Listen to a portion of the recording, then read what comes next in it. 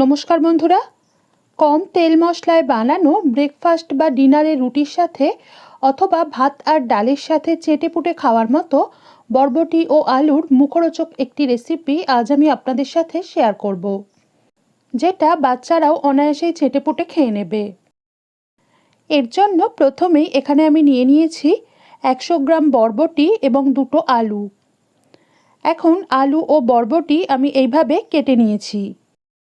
এরপর কড়াইতে অল্প সরষের তেল গরম করে নিয়ে এর মধ্যে হাফ চামচ কালো জিরে আর 2টো কেটে রাখা শুকনো লঙ্কা ফোড়ন দিয়ে কয়েক সেকেন্ড সাঁতলে নিয়েই দিয়ে দিলাম সরু সরু করে কেটে রাখা আলু।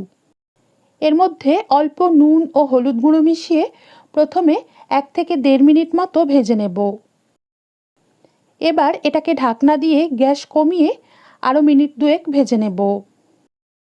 2 মিনিট পর ঢাকনাটা খুলে ভালোভাবে একবার নেড়ে দিয়ে এর মধ্যে দিয়ে দিলাম 4-5 কোয়া মিহি করে কুচোনো রসুন এবং একটা পেঁয়াজ।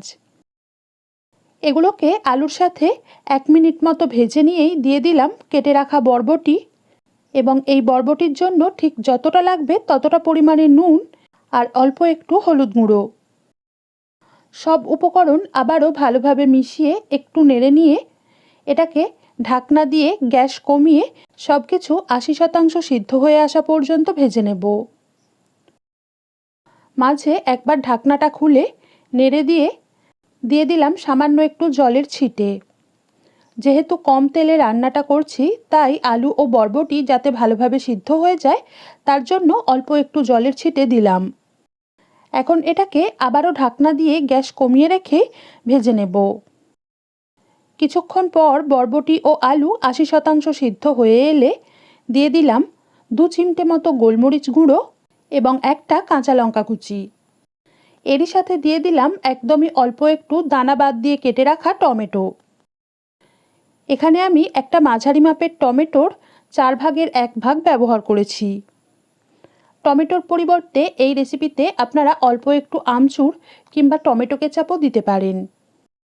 এগুলোকে আলু ও বরবটির সাথে কিছুক্ষণ ভেজে নেওয়ার পর দিয়ে দিলাম টেস্টটাকে ব্যালেন্স করে রেসিপির স্বাদ আরও বাড়ানোর জন্য সামান্য কয়েকটা চিনির দানা।